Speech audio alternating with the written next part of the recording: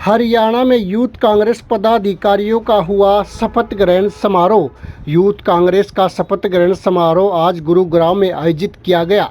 इस समारोह में युवा कांग्रेस के नवनिर्वाचित प्रदेश अध्यक्ष निशित कटारिया के नेतृत्व में 450 से अधिक पदाधिकारियों ने शपथ ली। इसमें रोहतक के सांसद दीपेंद्र हुड्डा, कांग्रेस प्रदेशाध्यक्ष उदय भान शामिल हुए।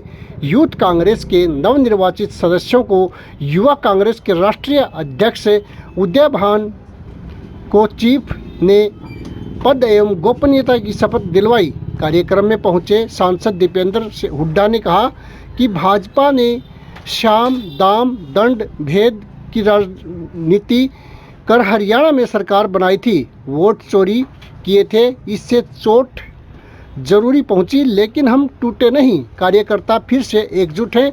दीपेंद्र हुड्डा ने कहा कि इसके बाद भी कांग्रेस कार्यकर्ताओं ने हार नहीं मानी। उन्होंने फिर से पार्टी के लिए उतनी ही मेहनत कर दोबारा कार्य करने का निश्चय कर लिया है। कार्यकर्ताओं का बड़ी संख्या में जमा होना तो केवल ट्रेलर है। मुझे पूरी आशा है कि पिक्चर भी हिट होकर रहेगी।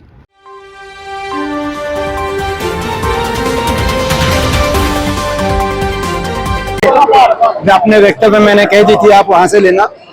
हम बधाई देते हैं युवा कांग्रेस की सारी टीम, निशित कटारिया जी के नेतृत्व में जो नई टीम जीत के आई है, जो हमारा युवा कांग्रेस का चुनाव का जो प्रक्रिया है उस प्रक्रिया से उभर के आई, और इस पूरी टीम को शुभकामनाएं, बधाई। एक बड़ी जिम्मेदारी आज शपथ ली है टीम ने, और मैंने यही कहा कि ये शपथ केवल संगठन में अपनी जिम्मेदारी निभाने की नहीं होगी, ये हरियाणा के नौजवान के भविष्य को बचाने की शपथ है, ये लोकतंत्र बचाने की शपथ है, ये संविधान बचाने की शपथ रहेगी। तो ये शपथ ली है, हमारी शुभकामनाएं। तो कृपया स्टेज पे पहुंचाएं। क्लियर है सारी चीजें, तो उसके बारे में क्या कहना चाहिए?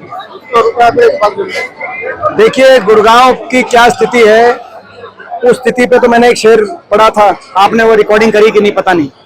आप जो है, मैंने सवाल पूछा था कि गुड़गांव की जो स्थिति इतनी खराब हो रही है उसके लिए कौन जिम्मेदार है। आज गुड़गांव में सब जानते हैं, टूटी सड़कें, प्रदूषण में देश में नंबर 1 पे आ गया गुड़गांव, वायु प्रदूषण में, जल भराव, सीवरेज की समस्या, साफ सफाई और की समस्या, गंदगी, आज गुड़गांव वासियों को सामना करना पड़ रहा है। आज ट्रैफिक जाम की समस्या, हर तरीके से एक नरकीय जीवन की तरफ गुड़गांव को ये सरकार लेके गई। जिस गुड़गांव को हमने हमारे समय में, कांग्रेस पार्टी के समय में मिलेनियम सिटी बनाने का कार्य किया था, फॉर्च्यून 500 कंपनीज यहाँ आई थी हमारे समय, आपको याद होगा। गुड़गांव में चाहे वो रैपिड मेट्रो हो, चाहे गुड़गांव के अंदर गुड़गांव एक्सप्रेसवे उस समय बना, फरीदाबाद गुड़गांव 4 लेन की उस समय स्थापित हुआ, मानेसर के अंदर विश्व स्तरीय IMT उस समय एक बड़ा औद्योगिक केंद्र बना, ESI अस्पताल बना, गुड़गांव यूनिवर्सिटी बनी, इंडियन नेशनल डिफेंस यूनिवर्सिटी उस समय गुड़गांव के अंदर हम लेके आए थे। उस समय द्वारका एक्सप्रेसवे का 70% काम हो गया था। आप अभी की क्या स्थिति बनी, पिछले 11 साल में गुड़गांव में एक भी काम इन्होंने किया नहीं। आज बदहाली के अलावा गुड़गांव में कोई नया काम ये बता नहीं सकते। आज आपने देखा 11 साल से ना तो जो सिविल अस्पताल है वो बना, ना ही बस स्टैंड बना, कोई नया कोई विकास का कार्य हुआ। मगर फिर भी खट्टर साहब का जवाब आया कि गुड़गांव में कोई समस्या ही नहीं। संसद के अंदर ये लिखित जवाब है जो मैं शेयर कर चुका आप लोगों के साथ। तो एक कवि हुए हैं अदम गोंडवी जी, उनका एक शेर है, वो शेर की हमारी याद आती है। वो शेर है, तुम्हारी फाइलों में गांव का मौसम गुलाबी है, मगर ये आंकड़े झूठे हैं और ये दावा किताबी है। अगर गुड़गांव में कोई समस्या ही नहीं है तो फिर तो कुछ बचा ही नहीं कुछ बात करने को। तो ये 11 साल खट्टर साहब पहले मुख्यमंत्री रहे, अब ये उसी महकमे के मंत्री हैं। एक मेट्रो का खंभा आगे नहीं बढ़ाया इन्होंने। हमारे समय ब्यूटिफिकेशन के मामले में भी आपको याद होगा, गोल्फ कोर्स रोड के विकास की नींव हमारे समय रखी गई, MG रोड को विकसित किया गया, हर तरीके से गुड़गांव को आगे मिलेनियम सिटी के रूप से पूरे गुड़गांव का नाम दुनिया में गया।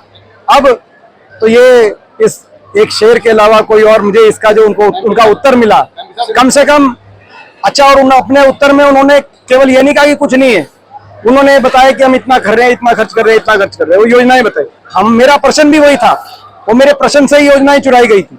मैंने कहा था कि ये जो इतना सरकारी आंकड़ों में और कागजों में इतना किया जा रहा है तो कहां जा रहा है, उन्होंने उसी को रिपीट किया। सर, क्या तो ये सरकार जो बेइज्जती हुई है, क्या कांग्रेस की हार का कारण वही है? देखिए, हम पहले से कह रहे हैं कि भाजपा की जो सरकार है, यंत्र मंत्र तंत्र इनमें सब आ गया, साम दाम दंड भेद, बेइंतहा हर तरीके से चुनाव आयोग का दुरुपयोग, कभी इलेक्शन की डेट बदलवाते हैं, कभी महाराष्ट्र से अलग कराते हैं, कभी चुनाव के अंदर इस तरह की हरियाणा में धनवर्षा की भाजपा ने चुनाव के समय, आप समझ गए जो मैं कह रहा हूं, और कभी फेक वोटर और वोटर लिस्ट के अंदर गड़बड़ियां करने का कार्य करते हैं, जो कि आपने बड़े पैमाने पे राहुल जी ने जो प्रेस कॉन्फ्रेंस करी उससे साबित हुआ है।